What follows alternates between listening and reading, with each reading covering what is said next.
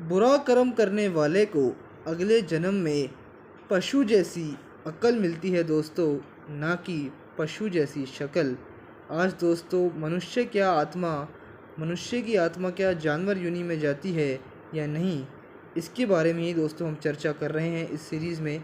और आज है दोस्तों उसका पार्ट 6। तो आज दोस्तों इस बारे में चर्चा करते हैं। दोस्तों अगर हमने पिछली वीडियोज़ में भी देखा था कि मनुष्य आत्मा जो दोस्तों है उसे मनुष्य का ही शरीर मिलता है, ना कि जानवर योनि में वो प्रवेश करती है।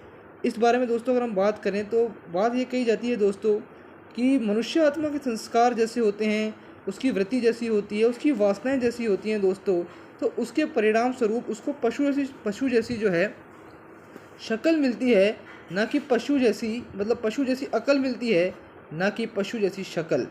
उसका दोस्तों जो तन जो है वो पशु जैसा नहीं मिलता, बल्कि उसका मन पशु जैसा होता है दोस्तों। उसकी प्रकृति जो दोस्तों उस पशु जैसी प्रकृति दोस्तों नहीं मिलती दोस्तों उसे उसकी प्रवृत्ति, उसकी वृत्ति, उसकी बुद्धि, उसकी कृति पशु जैसी हो सकती है दोस्तों। यही जो है मेन बात है। क्योंकि दोस्तों अगर हम बात भी करें ऐसा क्यों है, ऐसा इसीलिए है क्योंकि मनुष्य आत्मा दोस्तों जो है उसके अंदर इतने विकार दोस्तों जो आ चुके हैं, तो उसका जो है दोस्तों मन भी पशु के जैसा हो गया है दोस्तों। बंदर के जैसे उसके अंदर मोह आ चुका है बहुत ज़्यादा ही। शेर जैसा दोस्तों वो अहिंसक हो गया है। और बहुत सी ऐसी दोस्तों विकार हैं जो आज मनुष्यों में प्रधान हो गए हैं दोस्तों।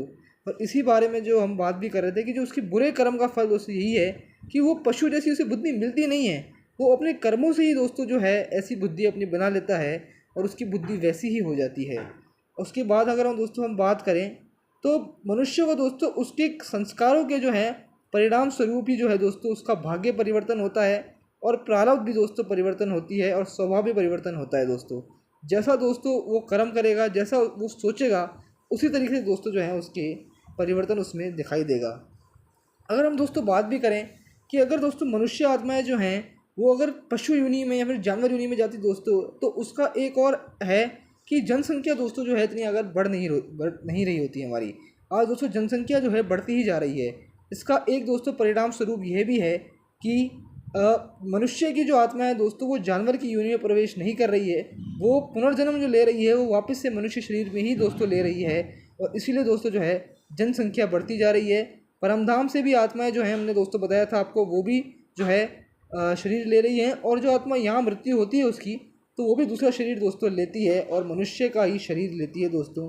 और यह भी दोस्तों बात है कि मनुष्य की जो जनसंख्या है बढ़ रही है, तो दोस्तों ये भी सिद्ध करता है कि मनुष्य आत्मा जो है जानवर योनि में प्रवेश नहीं करती है, वो जो है दोस्तों प्रवेश करती है मनुष्य के तन में ही दोस्तों। अगली वीडियोस में दोस्तों आपसे जल्द मिलेंगे, तब तक के लिए ओम शांति।